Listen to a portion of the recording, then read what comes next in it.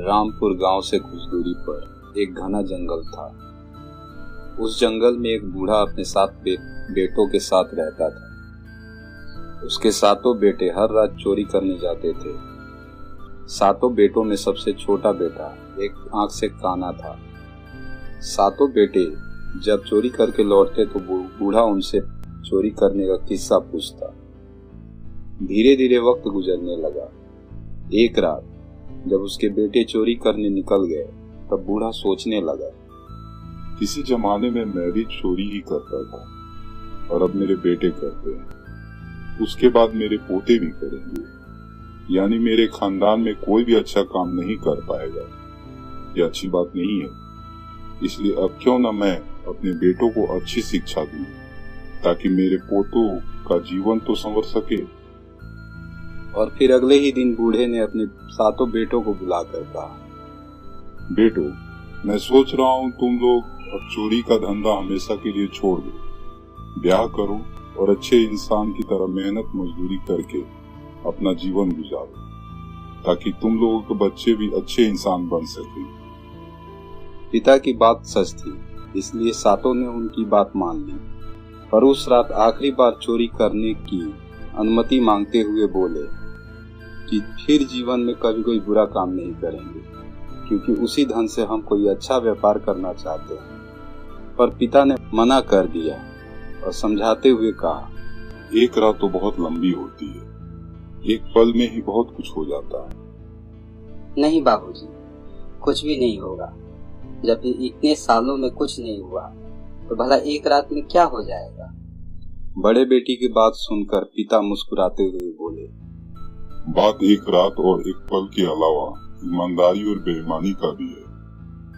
ईमानदारी का पैसा ही फलता फूलता है, बेईमानी का पैसा नहीं। जो काम तुम लोग कल पर छोड़ना चाह रहे हो वो आज से ही क्यों न शुरू कर दो। बाबूजी ठीक कह रहे हैं।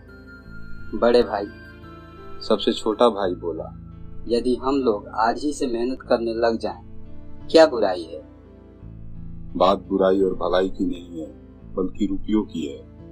हम लोगों के पास ज्यादा रुपए रहेंगे तो कोई बड़ा कारोबार कर सकते हैं। इसलिए आज की रात चोरी करना जरूरी न समझकर मजबूरी ही समझ लो।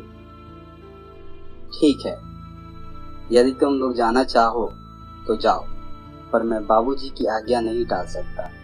छोटे भाई ने कहा, तुम जाना नहीं चाहते हो तो कोई बात नहीं, हम लोग ही चले जाएंगे। और उस रात 6 भाई हमेशा की तरह तैयारी करके निकल पड़े।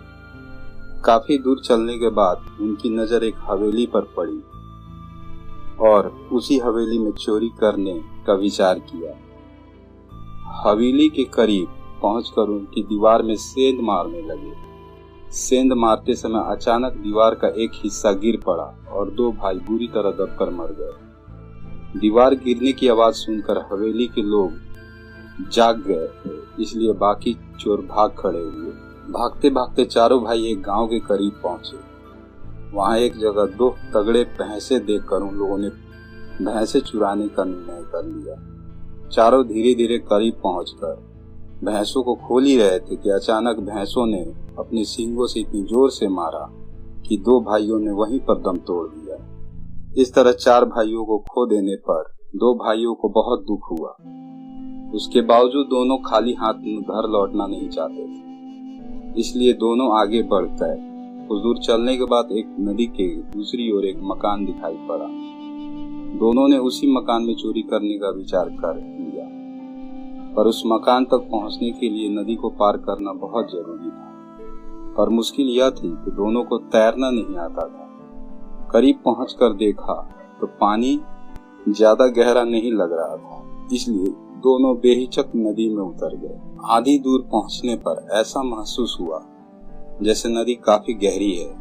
दोनों मुड़ने ही वाले थे, तभी पानी का बहाव अचानक तेज हो गया और दोनों डूबने लगे और फिर डूबते चले गए। रात का दूसरा पहर बीत जाने के बाद भी जब बेटे नहीं लौटे तो बूढ़े ने छोटे बेटे को कहा, जाओ बेटे, जाकर पता तो लगाओ अब तक तुम्हारे भाई लौटे क्यों नहीं। बाबूजी की बात मानते हुए छोटा बेटा अपने भाइयों को ढूंढने निकल पड़ा। चलते चलते जब वो हवेली के करीब पहुंचा तो वहां भीड़ देखकर चौंक पड़ा। जब उसने करीब पहुंचकर 2 भाइयों की लाश देखी तो उसका कलेजा कांप गया और बगैर कुछ बोले वहां से आगे बढ़ गया। पास के गांव में पहुंचते ही जब उसे मालूम पड़ा कि कल रात 2 चोरों को भैंसों ने मार गिराया है तो उसे बात समझते देर नहीं लगी। वह दूर से ही भाइयों की लाश देखकर दुखी मन से आगे बढ़ गया। चलते चलते उसे प्यास सताने लगी। प्यास बुझाने के लिए जब वह नदी के करीब पहुंचा तो वहीं किनारे पर बाकी 2 भाइयों की लाश भी दिख गई। बिना पानी पिए ही छोटा भाई दुखी मन से घर की ओर लौट गया। अपने छोटे बेटे को उदास देखकर बूढ़े ने पूछा, कहो बेटे, दुनिया की रीति 2 दब गए। इतना सुनते ही बूढ़े को बहुत दुख हुआ और करा उठा, 2 नदी में बहा। यह सुनकर बूढ़े को विश्वास नहीं हो रहा था। बोला, ऐसा? 2 को मारा भैंसा। सच्चो? बस आपका यही एक बेटा बच्चे। 6 बेटों की मौत की खबर सुनकर बूढ़े को बेहद दुख हुआ। उसने छोटे बेटे को समझाते हुए कहा, देखा बेटे, मैंने कहा था ना, एक पल में भी कुछ भी हो सकता है। यदि तुम्हारी तरह वे भी मेरी बात मान जाते तो आज यह दिन नहीं देखना पड़ता। बुरे कर्म का फल भी बुरा ही होता है। इसलिए अब तुम मुझे वचन दो कि मेरे मरने के बाद कभी कोई बुरा काम नहीं करोगे। मैं वचन देता हूँ बाबूजी, भविष्य में मैं कभी कोई बुरा काम नहीं करूँगा। छोटे बेटी की बात सुनकर बूढ़े की आंखें खुशी से भर आईं और फिर अगले ही दिन वो घर के सामने वाली जमीन को खोदने में जुट गया ताकि उस जमीन में साग सब्जियां उगाकर अपना और अपने बाबूजी का भरण पोषण कर सके।